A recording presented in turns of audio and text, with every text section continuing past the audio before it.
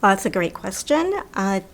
Fiction versus memoir. Well, Next Therapist Please started not as a book at all. And I was not an author at that time, had never even thought of writing a book. But what I was doing, I was journaling episodes from my life, circumstances that were challenging at the time, particularly with my anxiety, depression, and OCD, and having a special needs son. We had a lot of oops and glyphs and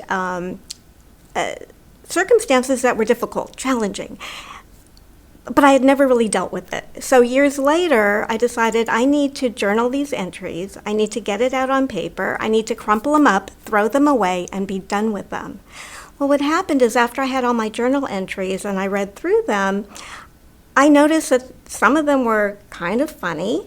Not at the time, but always looking back, we can find humor in things. And these were stories that I decided I wanted to share. And at that point, I did have a choice, memoir or fiction.